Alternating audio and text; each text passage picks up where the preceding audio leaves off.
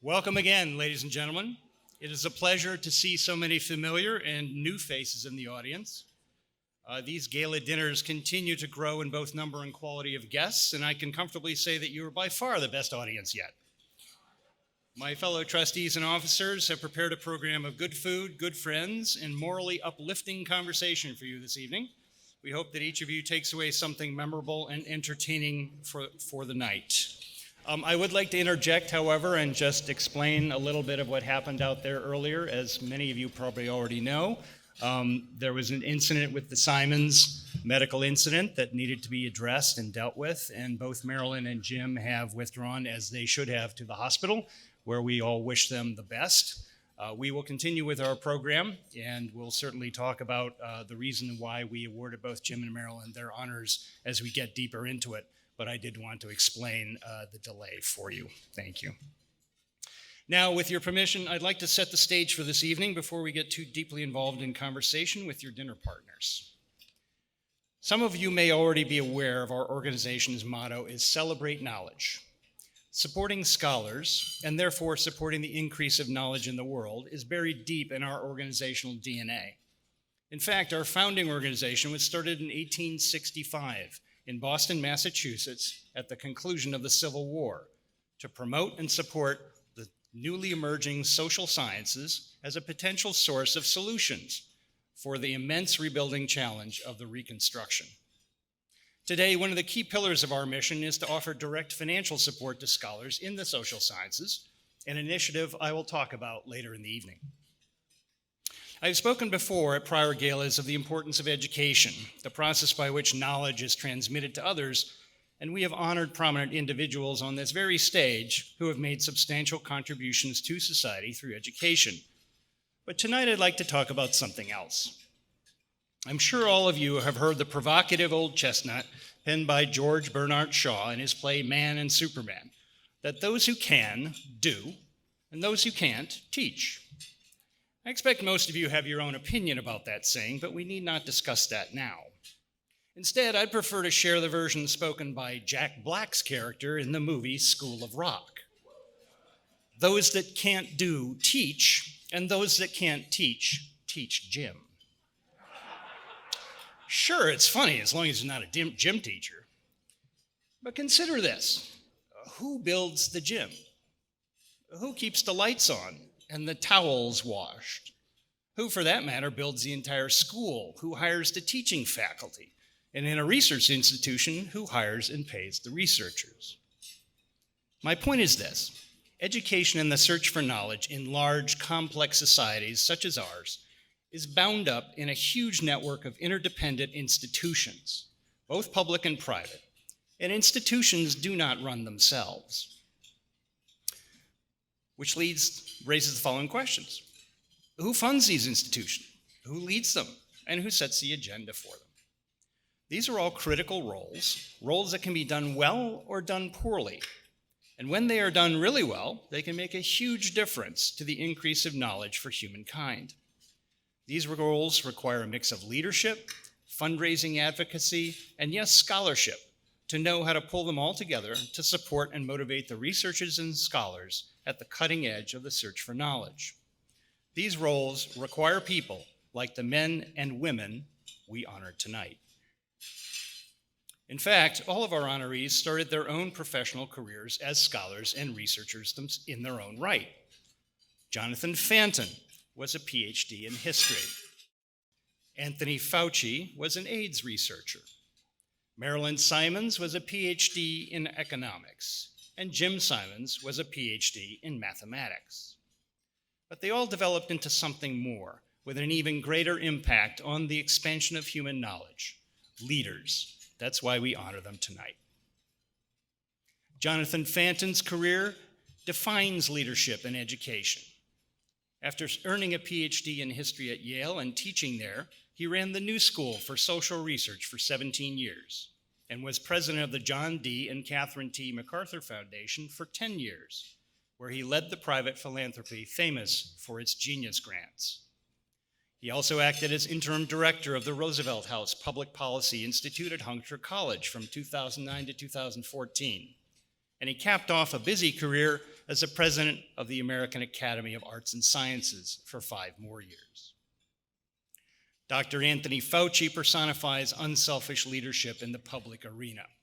His career as director of the National Institute of Allergy and Infectious Diseases spanned almost 40 years, and he spearheaded institute research programs investigating a litany of deadly and noxious diseases, including HIV/AIDS, Ebola, tuberculosis, malaria, and most recently, COVID-19.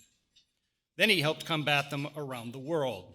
He advised 7 presidents on HIV/AIDS and many other domestic and global health issues, and led research initiatives to bolster medical and public health preparedness against emerging infection disease threats like pandemic influenza and COVID-19. Jim and Marilyn Simons are a power couple extraordinaire in the world of philanthropy. As founders and co-chairs of the Simons Foundation, they lead one of the largest private philanthropies in the country, with an endowment in the billions. The Simons founded their foundation in 1994 with a differentiated and focused mission to advance the frontiers of research in mathematics and the basic sciences. Previously, Jim pursued a diverse career as a government codebreaker, a highly decorated mathematician, an educator, and later an extraordinarily successful hedge fund investor before turning most of his attention to the foundation. Marilyn earned her PhD in economics and ran the Simons Foundation day-to-day for many years until her recent elevation to co-chair. The Simons Foundation provides financial support for research in 4 areas: mathematics and physical sciences, life sciences, autism and neuroscience, and science, society, and culture. In addition, the foundation houses the Flatiron Institute, which conducts scientific research in-house, supporting teams of top computational scientists.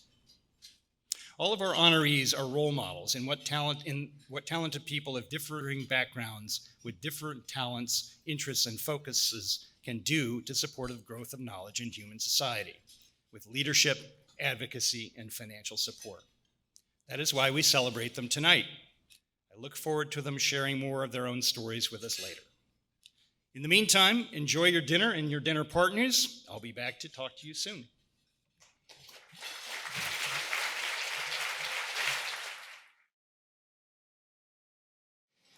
I'd like to present each of our honorees with their 2023 Gold Honor Medal. Before I do, I would like to quote you an excerpt from the preamble to the National Institute's Constitution, which motivates our recognition of these wonderful individuals. The American Commonwealth's highest expressions of public worth are the notable achievements that extraordinary individuals make in service to all sectors of society. Those whose public contributions make possible significant strides in sustaining and advancing society are role models for future generations, just as they have been inspired by extraordinary service by those who came before them. Celebrating the worth of noble accomplishment, honoring the leadership of the imagination and skill that illumines our lives and advances the social sciences broadly, and recognizing high service to humanity are solemn responsibilities that the Congress of the United States of America, by its acts adopted in 1898 and 1925, has entrusted to the care of the National Institute of Social Sciences. Honorees, as I introduce you, please come up on stage individually for your medal presentation, and then you can remain seated for the panel. Jonathan Fanton served as president of the American Academy of Arts and Sciences from 2014 to 2019. Prior to that, Dr. Fanton held the position of interim director of the Roosevelt House Public Policy Institute at Hunter College from 2009 to 2014. He previously was president of the John D. and Catherine T. MacArthur Foundation from 1999 to 2009, and for 17 years was president of the New School for Social Research. Earlier, he was vice president of planning at the University of Chicago. Dr. Fanton holds a PhD in American history from Yale University, where he taught and was special assistant to President Kingman Brewster. He is the author of Foundations and Civil Society, Volumes 1 and 2, and The University and Civil Society, Volumes 1 and 2. In addition to his leadership of these organizations, he has served as the board chair for several organizations, including Human Rights Watch, the Security Council report, and the New York State Commission on Independent Colleges and Universities. He currently serves on the boards of Scholars at Risk, the European Humanities University, the American University Afghanistan, the World Refuge and Migration Council, the American Exchange Project, and Integrity Initiative International Exchange. Mr. Fadden.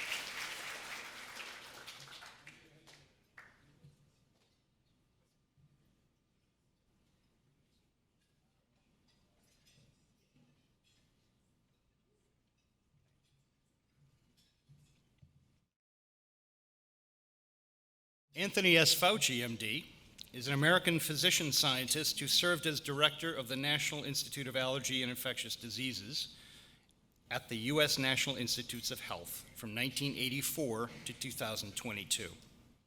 As NIAID director, he oversaw an extensive research portfolio of basic and applied research to prevent, diagnose, and treat established infectious diseases such as HIV/AIDS, respiratory infections, diarrheal diseases, tuberculosis, and malaria, as well as emerging diseases such as Ebola, Zika, and COVID-19. He also led the NIAID research effort on transplantation and immune-related illnesses, including autoimmune disorders, asthma, and allergies. Dr. Fauci advised 7 presidents on HIV/AIDS and many other domestic and global health issues. He also served as the chief medical advisor to President Joe Biden. He was one of the principal architects of the president's Emergency Plan for AIDS Relief, PEPFAR, a program that has saved more than 25 million lives throughout the developing world. Dr. Fauci led numerous research initiatives to bolster medical and public health preparedness against emerging infectious disease threats, such as pandemic influenza and COVID-19. As an HIV/AIDS researcher, he joined the scientific effort soon after AIDS was first recognized in 1981 and conducted pivotal studies that underpin the current understanding of the disease and efforts to develop therapies and tools of prevention. Dr. Fauci is a member of the National Academy of Sciences, the National Academy of Medicine, the American Academy of Arts and Sciences, and many other professional societies. He has received numerous awards, including the Presidential Medal of Freedom, the National Medal of Science, and the Mary Woodhard Lasker Award for Public Service. He has been awarded 61 honorary doctoral degrees from universities in the United States and throughout the world, and is the author, co-author, or editor of more than 1,400 scientific publications. A real slacker. Dr. Fauci.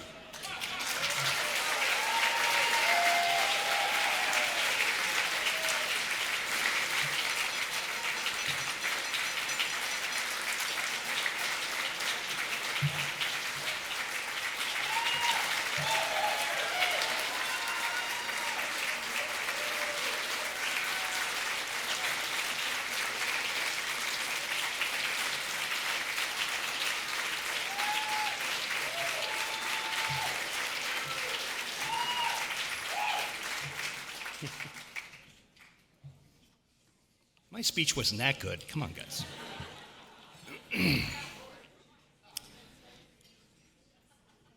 Now I'd like to give you the reason why we're awarding gold medal honor medals to Jim and Marilyn Simons. Dr. James H. Simons is co-chair of the Simons Foundation, an organization dedicated to advancing the frontiers of research in mathematics and the basic sciences. The foundation's philanthropic activities include a major research initiative on the causes of autism and the establishment of an Institute for Research in Mathematics and Theoretical Physics. The foundation is particularly interested in growing interface between the physical and life sciences and established and endowed several such research programs at universities and institutions both in the US and abroad. Dr. Simons is a director of Renaissance Technologies, LLC, a highly quantitative investment firm from which he retired in 2009, having founded the company and serving as its CEO for over 30 years. Previously, he was chairman of the mathematics department at the State University of New York at Stony Brook. Earlier in his career, he was a cryptanalyst at the Institute of Defense Analyses in Princeton and taught mathematics at the Massachusetts Institute of Technology and Harvard University. Dr. Simons holds a BS in mathematics from MIT and a PhD in mathematics from the University of California at Berkeley. His scientific research was in the area of geometry and topology. He received the American Mathematical Society Veblen Prize in Geometry in 1975 for work that involved a recasting of the subject of area minimizing multidimensional surfaces. I'll explain that to you later if you like. Dr. Simons' most influential research involved the discovery and application of certain geometric measurements, now called the Chern-Simons invariants, which have wide use, particularly in theoretical physics. Dr. Simons is the founder and chairman of Math for America, a nonprofit organization with a mission to significantly improve math education in our nation's public schools. He serves as trustee of the Brookhaven National Laboratory, the Institute for Advanced Study, Rockefeller University, the New York Genome Center, Institut des Études Scientifiques, and the Mathematical Sciences Research Institute in Berkeley. He is a member of the board of the MIT Corporation and chair emeritus of the Stony Brook Foundation. Dr. Simons is a member of the American Academy of Arts and Sciences, the American Philosophical Society, and the National Academy of Sciences. Marilyn Simons is a philanthropist focused on funding basic scientific research. A co-founder of the Simons Foundation, she currently serves as co-chair of the Foundation's Board of Trustees. Dr. Simons actively supports STEM research, education, and outreach. Since 2019, she has served as the chair of the Board of Trustees of the Cold Spring Harbor Laboratory, an outstanding U.S. research facility specializing in molecular biology and genetics, and she has been a member of the lab's board since 2008. She is also a member of the boards of trustees of the National Museum of Mathematics and the Turkana Basin Institute, and serves as an advisory board member of Sandbox Films, a documentary studio dedicated to illuminating the art and beauty of scientific inquiry. In 2014, Dr. Simons founded the Stony Brook Women's Leadership Council, a mentoring program for outstanding undergraduate women at Stony Brook University, where she currently serves as the council's chair. In addition to her work to advance basic science research, she is active in supporting K-12 education for underserved communities. She is a member of the Board of Trustees of the Learning Spring School in New York City, based school for children diagnosed on the autism spectrum, as well as the East Harlem Scholars Academies in New York City. With her husband, Jim, Marilyn oversees the philanthropic work of the MJS Foundation, a private family foundation in New York. Marilyn Simons received a BA and PhD in economics from the State University of New York at Stony Brook. Accepting the awards for Jim and Marilyn is David Spergel, the current head of the Simons Foundation, and please come up, Jim.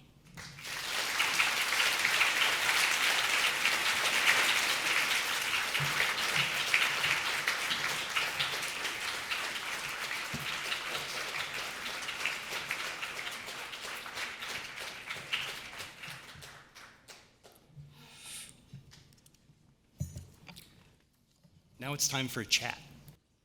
Well, I feel like an underachiever. I don't know about you.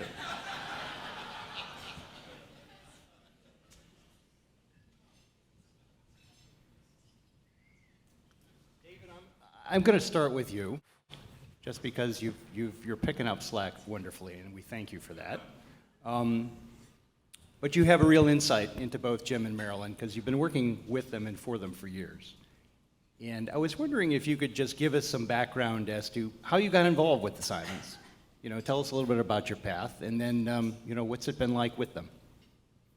It's been a tremendous pleasure working with them. I was a professor at Princeton for many years, an astrophysicist, and got a call inviting me to come to New York. They were interested in setting up a new center in computational science. We're interested in astrophysics.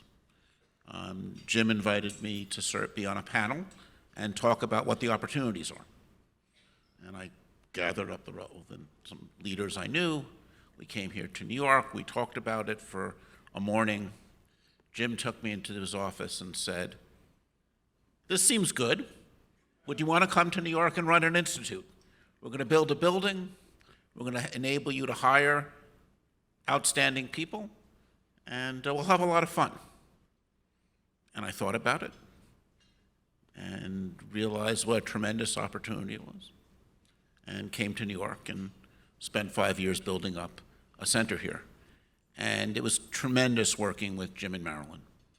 Jim is someone who is a great believer in basic science, a great mathematician, great manager, someone who has so many different talents. Marilyn's also a real visionary. And then 2.5 years ago, they asked me to run the foundation as they step back. And it's been a tremendous honor to take something that they built and to help build it into a in perpetuity foundation. And they have been incredibly actively engaged in really all aspects of it. Just flew up to Boston on Friday with them to visit the Simon Center for the Social Brain, one of the many centers that they helped set up and fund, advancing both basic science and its applications, in this case, to improving lives of people with autism. And they were they're both deep believers in the importance of making the investments in basic science that will eventually enable translational work that will really improve people's lives. That's great. Thank you. Our thoughts are with them, and let's hope Jim gets better and he moves forward. Tony, if I may, I'll go with you next. You stayed in one place for a pretty long time, and I wouldn't say it was an easy job from what it looked like from the outside. Tell us a little bit about what drew you to the National Institutes to begin with, and then how did you end up staying there and running NIAID for so long, under so many challenges over so many years? Well, thank you for that question. It was really a sequential series of opportunities that kept reinventing themselves. I had all of my medical education, as some of you know, right here in New York City at Cornell Medical School. I did my internship, my residency, and chief residency in medicine at the New York Hospital Cornell Medicine, now Weill Cornell. And I went down to the NIH for a fellowship in infectious disease and immunology. At that time, and even currently today, in the academic ladder of rounding out substantially important training, both clinically and research, the NIH is, the hub of where you would go. So I went down there for 3 years as a fellow with the total intention to come back here in New York City and practice medicine on 69th Street and 2nd Avenue.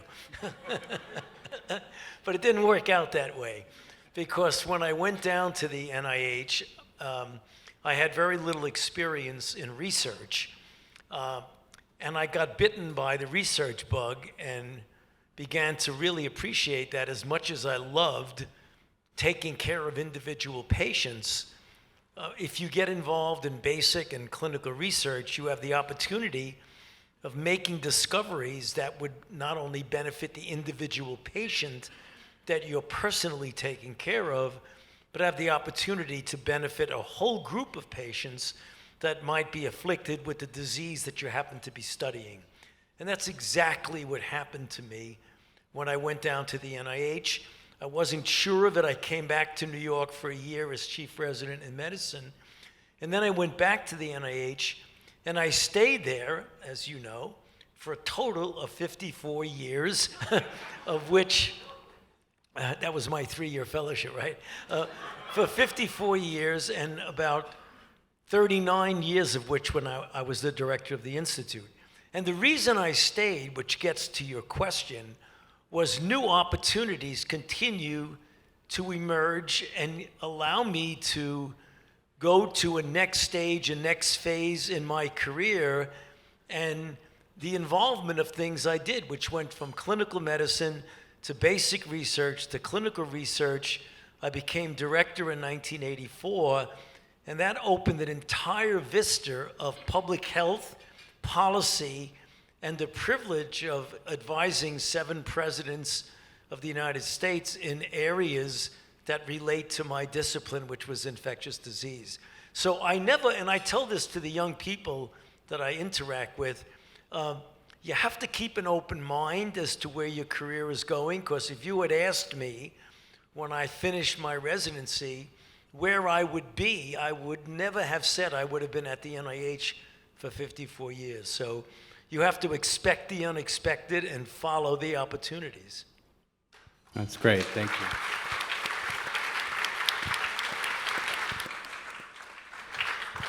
Now, Jonathan, you're next. You have a slightly different variation. You haven't stayed in one place your entire career, but in many ways you've been pursuing similar things. And you've been in leadership positions in philanthropy and education, and you've really made quite the long and successful career out of it. What kept you in that field? What drew you to it, and what kept you doing what you did?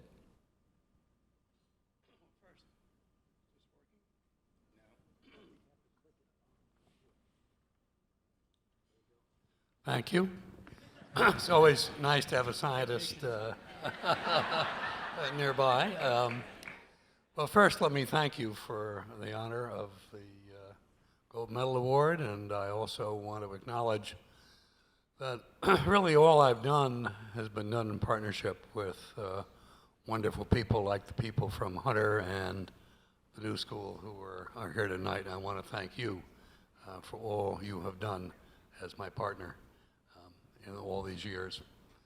When I graduated from Yale, I wasn't clear whether I wanted to be a lawyer, as my father was, or whether I wanted to pursue a PhD in teaching, which had been my interest over a number of years. And while I was going back and forth, I got involved in working to search for people from underrepresented groups to come to Yale, but also all of the Ivies and then Seven Sisters.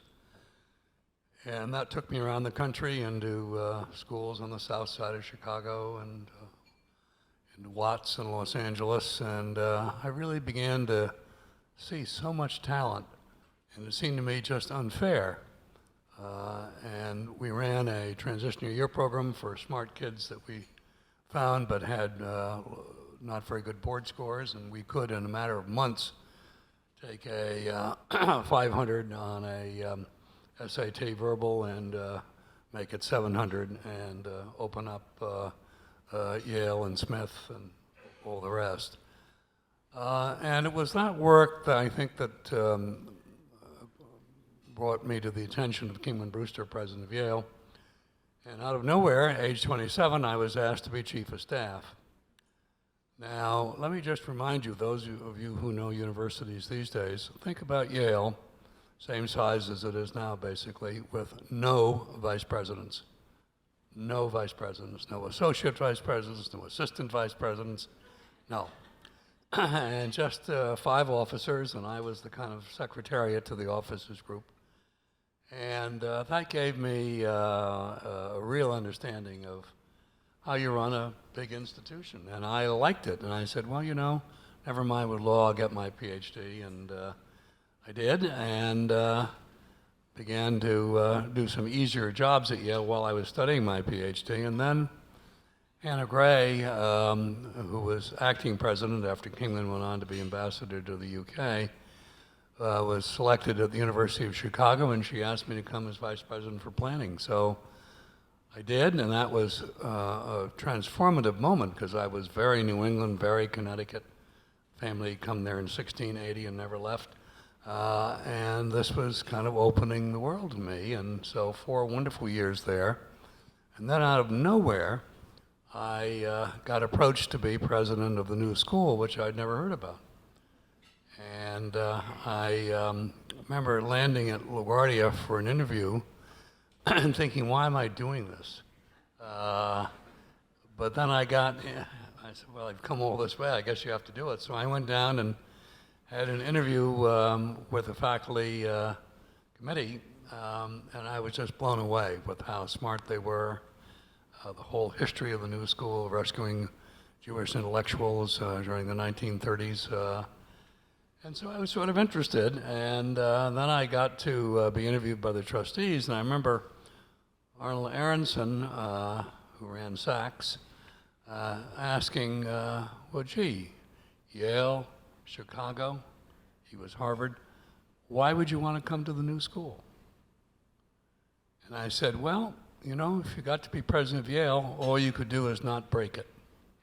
But the new school had some real challenges and opportunities, and I'm attracted to that. And I think that exchange got me the job. And 17 years, I have to say, was probably the most satisfying job I had. Thank you.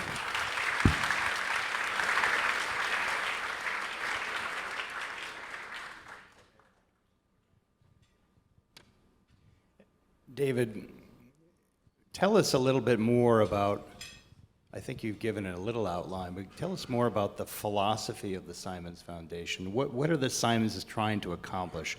I find, you know, his focus on computational science fascinating to me because as I remember reading, he's no coder himself. He doesn't even pretend to be a computer scientist, and yet he finds that a fascinating tool set. Yeah, I think one of the things that motivates our approach is there's this idea that Eugene Wigner put forward on the unreasonable effectiveness of mathematics and the sciences. This notion that the ability to construct theoretical models and to use the mathematics and the language of mathematics to deepen our understanding of science has turned out to be incredibly powerful. And we've seen that tradition have enormous impact in physics.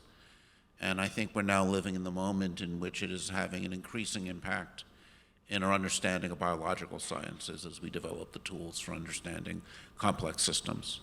So, you know, we fund a very wide range of things. I think actually the role of philanthropic funding is to be complementary to government funding. I think of the notion of counterpunctual music, where we listen to the tune that government-funded agencies play, and we come up with a tune that harmonizes with it. It's a different tune, but leads to a richer funding structure overall that hopefully enables transformative work. Thank you.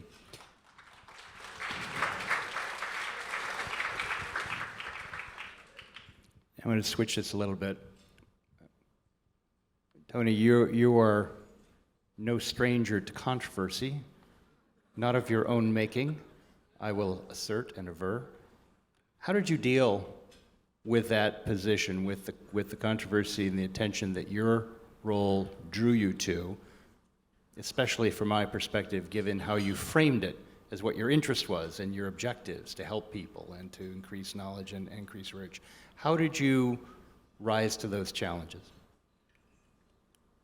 Well, you have to be consistent in following and sticking with science, data, evidence, and truth.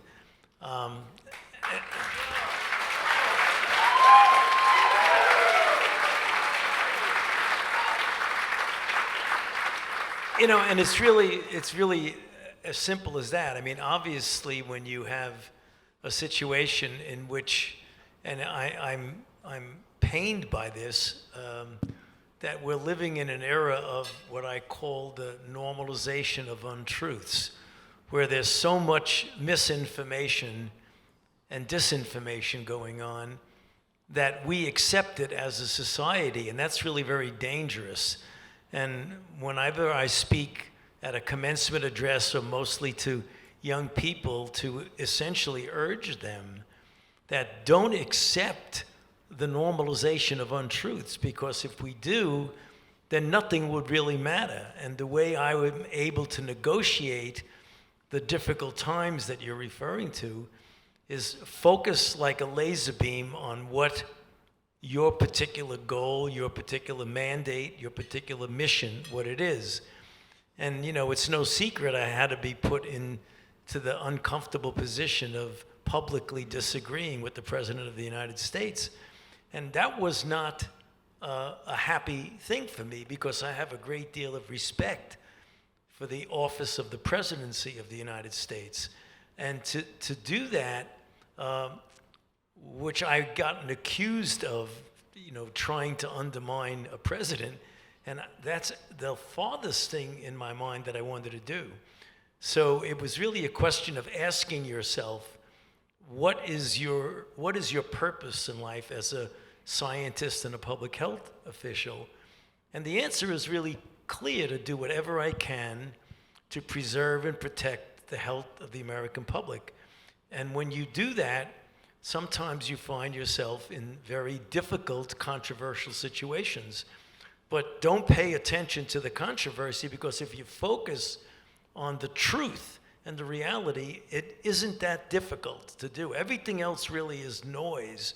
It seems like very turbulent to other people, but if you just stay single-minded, focused on the truth, everything works out fine.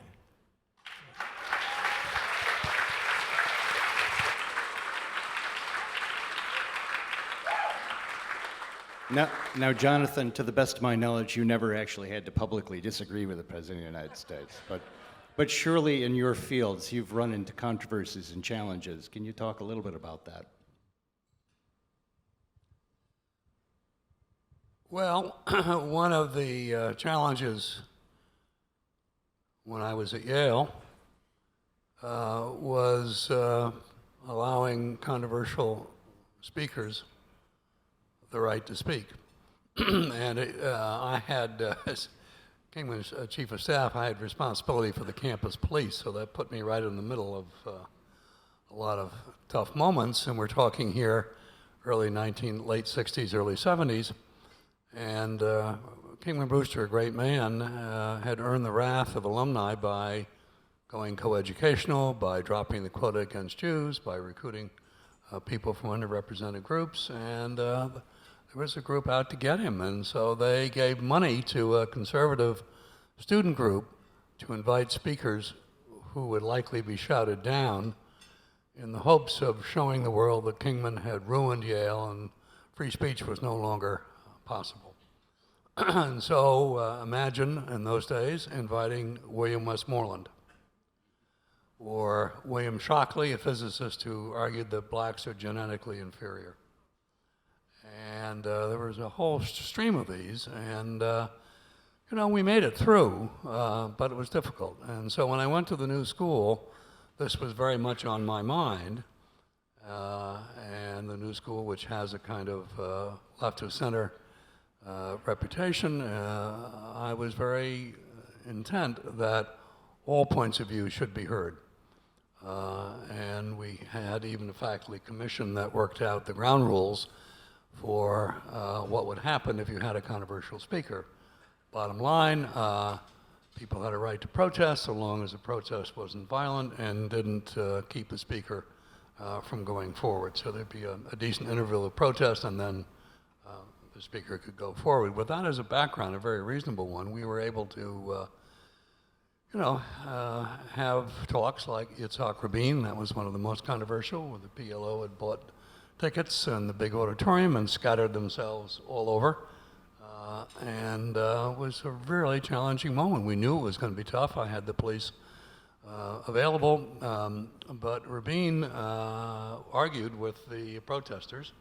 And when I would go up to try to take the podium to announce what the rules were, he would elbow me off, and that went on for a long time. And finally, I decided I had to really hit him hard in order to get the podium, and he had decided he was going to yield, and so I hit him hard, he yielded, and we fell over together. And then I got up, and I didn't want to say as president, bring the cops in, so I said, well, those who are in charge of the event should use their best judgment. Doors flung open, police came in and we didn't press charges, but we enabled Rabin to make us talk. So the lesson I draw from that is you have to have a framework. You have to be clear that free speech is an important value, and then you have to worry about the details and the logistics to make sure it happens. And I do think that these days, as we're seeing lots of controversy on campus, it's really important for the trustees and the president not to be taking official positions on controversial topics, because the main objective is to protect an environment where free speech and free inquiry can flourish. Thank you.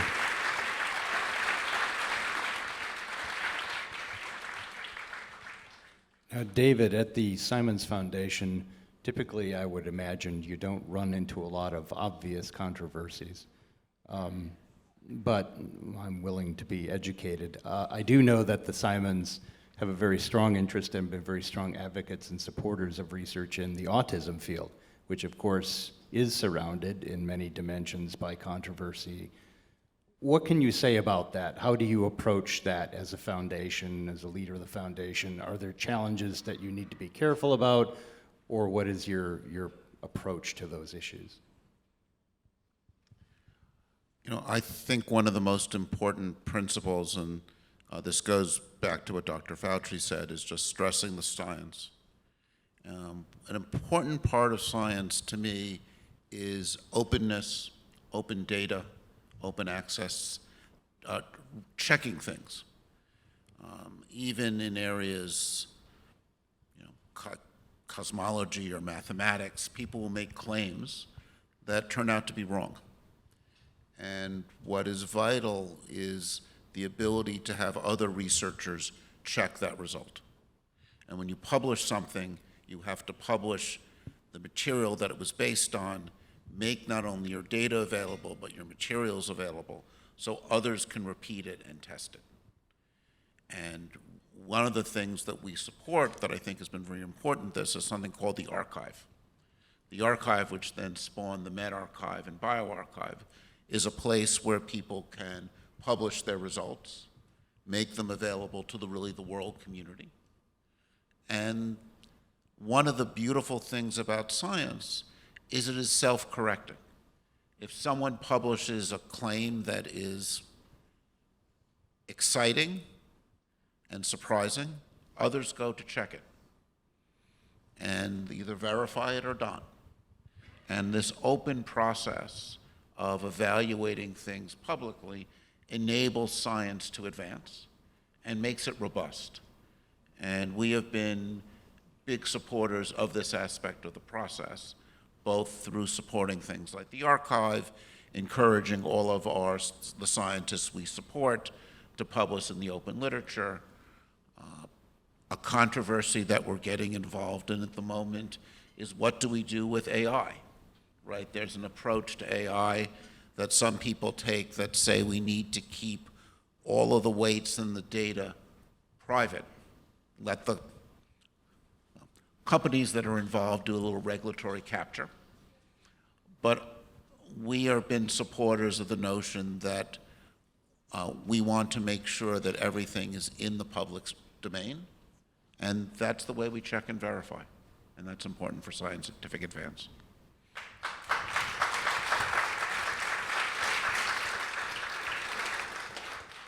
Tony, you said that science and the data and the facts are critical to what you do.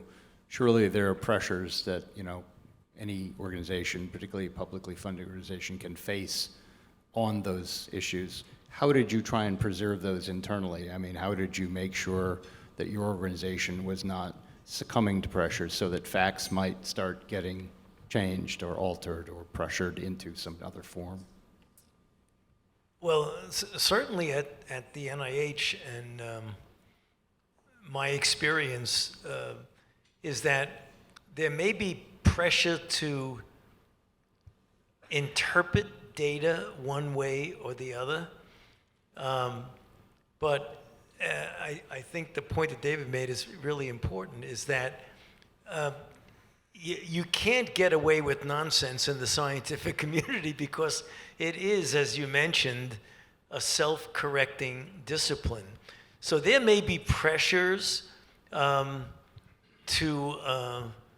interpret facts and data differently, but I think in the long run, the community of scientists throughout an institution like the NIH or in the country in general, almost invariably,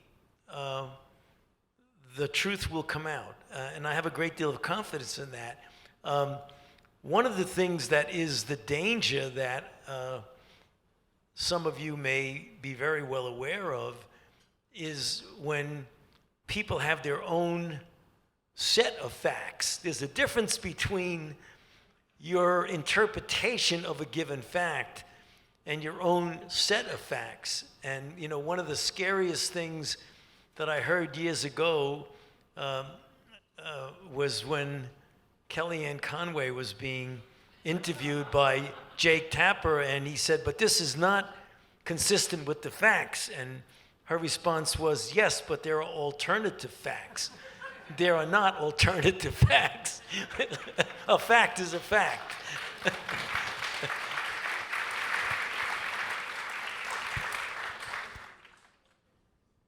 I find this interesting, a little editorializing, is that this is very clear and very clean, and basic sciences and mathematics are self-correcting for that very mechanism. I think one of the challenges, which for this organization to be aware of, is that the social sciences are not. I don't know how many of you are aware of something called the replication crisis, which is rolling through almost all fields of social sciences, where astounding, interesting, amusing results seem to be dropping like flies when they're actually subjected to the scientific method of other scientists trying to replicate them. And this is a real challenge, especially because so many social science results are ones that capture our attention. They're ones we can understand. It's not like we're talking about cosmology or epidemiology or virology, which most of us, myself lead among us, couldn't understand if they were fed, as intravenously. But social sciences, you come up with a fascinating result. People tend to take it on faith. It gets published in the mainstream media very quickly, and it gets legs. But we have a problem because apparently a lot of those results just aren't true. I just make a comment about the biological sciences that are really interesting. And in the era of COVID, there was a lot of misunderstanding about that. Science is a process that allows you to get to information. So if your information is a moving target, science is going to, over a period of time, give you information that'll change, which will, in fact, force you, if you're being honest, to change a recommendation or to change a guideline. I think the confusion that people played on and I think distorted was when they were saying they don't have any faith in science anymore and there's an anti-science atmosphere, is that in COVID, the virus that we were dealing with and what we knew about it in January of 2020, it was very different than in May, March, April, May, a year later. And apropos of what you said about science being self-correcting, you would change your recommendation. That got distorted by people who pushed an anti-science agenda. It isn't like mathematics. I'm not a mathematician, but I do know one thing, that 2 + 2 = 4 in January 2020, and 2 + 2 is going to equal 4 15 years from now. But the virus that we were dealing with in January of 2020 is a very different virus that emerged with new variants over a period of years. And that is a fertile ground for people distorting, saying that you can't believe science because science is really flip-flopping, when it isn't. The data are changing. Jonathan, do you think there's an obvious educational solution to that? Well, at the Academy, American Academy of Arts and Sciences, just a quick background, started in 1780 by John Adams and John Hancock. George Washington, Thomas Jefferson were early members. And right from the beginning, its job was to give advice to the leaders of the country on important topics. And the Academy is not just academics, they're people in business and law, philanthropy. And as it has evolved over the years, members and other experts come together in commissions to look at important topics. And in my time, we had one commission on how to strengthen American democracy. We had another on science and the scientific process. And that's important, science and the scientific process. And the intent of the commission was to develop materials that could be used in schools and in universities to educate people about the scientific process and just exactly the process you described. And so, yeah, I think there are things we can do much better at all levels, especially in elementary and secondary school, just to get people beginning to think about science in the right way. One other thing, which is a kind of footnote, when I was at MacArthur, I became really fascinated with cost-benefit analysis. And the Perry School study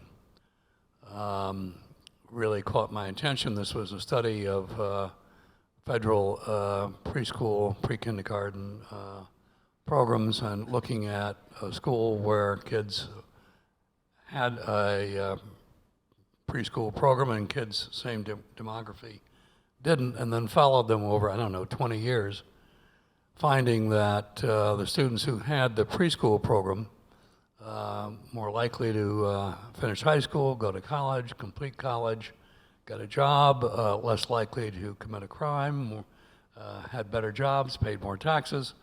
And in the end of the day, the cost-benefit analysis found that there was a $16 return, inflation adjusted, for every federal dollar, public dollar put in.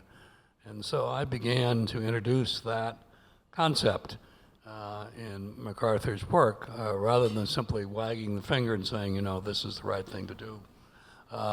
Really trying to point out that this is good for everybody's public interest.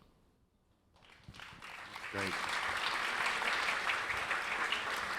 Well, I could keep the honorees up here all night asking them my questions, but they probably would be irritated and you'd be annoyed too. So I think I'd like to open it up to some audience questions. Does anyone have a question for one of the panelists or all of the panelists? Yes. Hello, Dr. Fauci. Last year, one of the honorees was Dr. Philip J. Lambergan, who studied the effects of pollution on public health. Do you have any thoughts of your own on the effects of pollution and or climate change on the public health and or the spread of infectious diseases? Yeah, that's a very good point. There's no doubt. Climate change and climate extremes and the increase in the mean temperature that we see, unquestionably, there was a little question about it before, unquestionably have an impact on infectious diseases. One of the most obvious of this is the range and the duration of persistence of vectors of disease, be that dengue or malaria or West Nile or chikungunya or any of the vector, particularly mosquito-borne diseases. We're seeing now that if you get just even a slight change in temperature, the range of a particular vector in latitude or the duration of a season in which a vector is viable and functioning has a major impact on infectious disease. And there has been estimates by modeling that there may have been, several 100,000 more cases of malaria based on climate change of warming weather in certain regions of the world. So it's a very important component of infectious diseases. And that has nothing to do with things like flooding, which lead to infectious diseases because of the breeding grounds of mosquitoes, et cetera. But just the range of vectors, I think, is important. Anyone else have a question? Yes, you, sir. Another public health question for Dr. Fauci. What are some major factors that might contribute to future dangerous pandemics that we should be looking out for now? Well, there are several of them.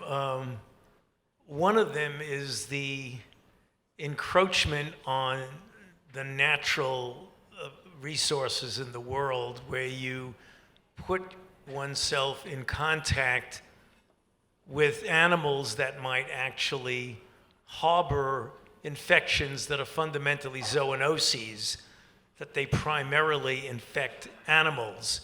But when you encroach on rainforests or other pristine elements in the environment that you expose, which may turn out to be nothing. Someone gets an infection and it's a one-off and it doesn't spread. But every once in a while, one of those infections adapts itself to a good degree of transmissibility in humans. The other is to pay attention to the animal-human interface and to have regulation as to the exposure of animals to humans.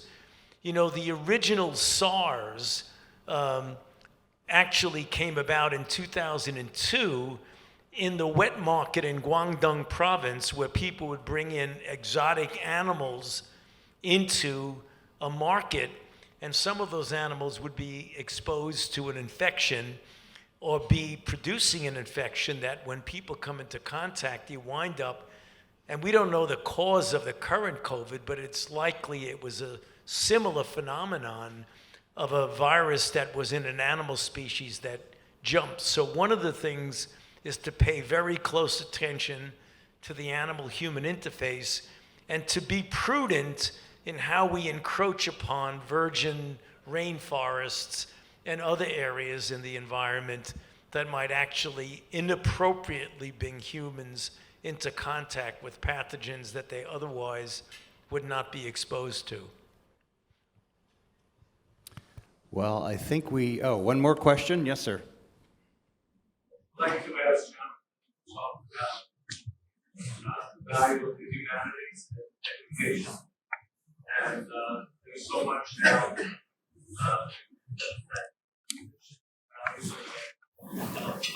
PhD in history, which you and I share, but not many people see a value in that development. So thank you. Talk about that. Yes. Well, the American Academy has taken the challenge of the humanities to heart, and we had a commission on the future of the humanities that produced a report called The Heart of the Matter, and then we had another commission on the role of the arts, and as I think you know, we started a project called the Humanities Indicators that, if you don't know of it, I urge you to go to the Academy website and take a look, and it is a very sophisticated measurement of how the humanities are doing, and some good news, some not so good news, but it's at least it draws our attention to the question. I feel strongly that the humanities and social sciences are critical part of education. Students need to understand context. They need to understand where we are in the arc of history. They need to understand how something over here and something over there that appear not to be connected either are connected or could be connected for good or for bad. I think our students really need to understand other languages, other cultures, and they need to learn the art of mediation and bridging divides. And I'm happy to say that when I talk to students at Harvard and Yale and Hunter, 3 institutions I'm engaged with, I'm pretty optimistic about the rising generation. And we hear so much around us in the news and conversations that's negative. And I think it's really important to keep our eye on positive developments or positive potential that we could work to bring to fruition. And I'm thinking as I talk about a paper I wrote half century ago, and it came back from my professor John Morton Blum with a big red line through the word inevitable. And he said, you need to understand in history that nothing is inevitable, that if we have the will and the knowledge and the determination, we can make good things happen and avoid bad things. Thank you. Well, I'd like to wrap up the panel with a lightning round. And I'd like to ask each of the panelists, and setting the frame of this is that you're sitting in a room with a lot of very educated lay people who are very interested in the topics we've been discussing, as you've seen. You're also sitting in a room with 30 or 40 young people who we're delighted to see, who are the future. What bit of advice would each of you give to the young people in this room?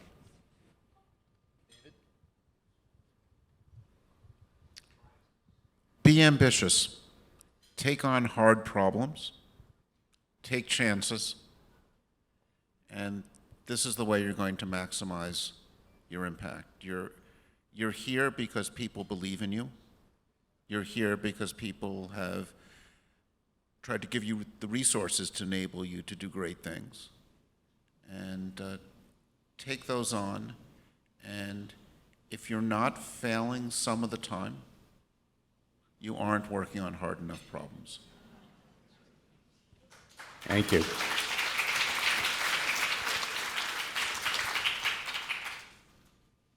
Tony? Well, I would recommend to the young people to find out what your passion is and follow your passion. Expect the unexpected and always keep your mind open to opportunities that are going to fall in front of you that you would not have predicted. Training is important, but life's experiences more often than not put opportunities in front of you that you should keep an open mind to following them.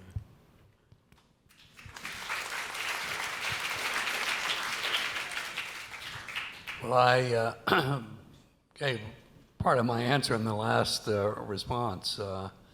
I would say to young people, it's important to study the humanities and social sciences. Keep your eye on the positive. Don't get overwhelmed with the negative. Be open and respectful of difference. Make a conscious effort to bridge divides and understand the other. Travel and see the rest of the world, and not just Paris and London, but go into the heart of Africa and see how people in rural Nigeria live, get to know them, appreciate that they're as smart as you are. They just were born in an unlucky place, and you are so fortunate And with that fortunate comes responsibility to make this a more just, humane, peaceful world.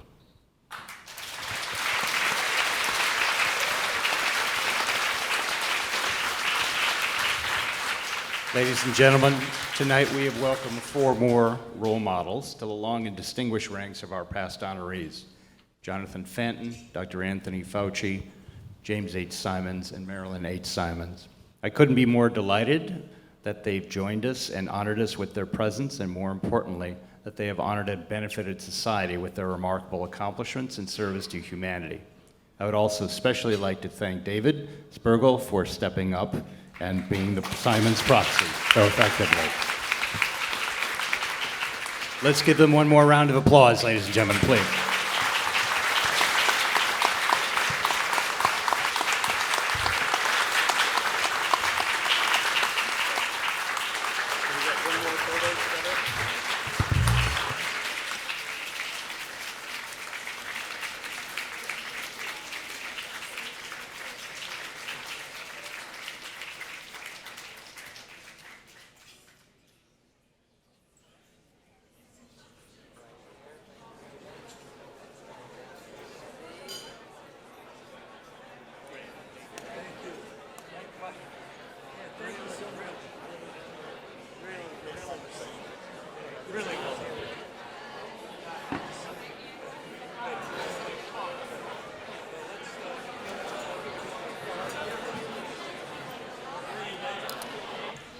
I know it's a late evening, so I'll let you go, but I will talk over for anyone who still can't get enough of my voice.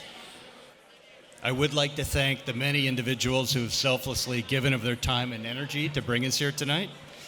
I would like to thank the hardworking co-chairs of the Gala Committee, Angela Cason and Rod Hickey, Jenny and Pierre DuPont, and my better half, Michelle Larson, who have worked tirelessly to pull this fabulous evening together.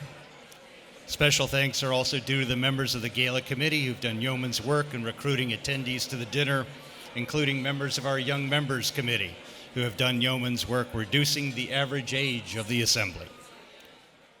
I would also like to thank our Director of Operations, Emily Applebaum, who, while new to the National Institute this year, has done a terrific job supporting the Gala Committee and making the evening's logistics run smoothly. If you'd like to learn more about the National Institute, the Blue Book on your chair will give you lots of history and lots of current activities for you to look at and methods to join us or donate to us if you wish. Thank you again for coming tonight. Thank you for your patience with the disruption earlier, and have a safe and pleasant rest of the evening. Thank you.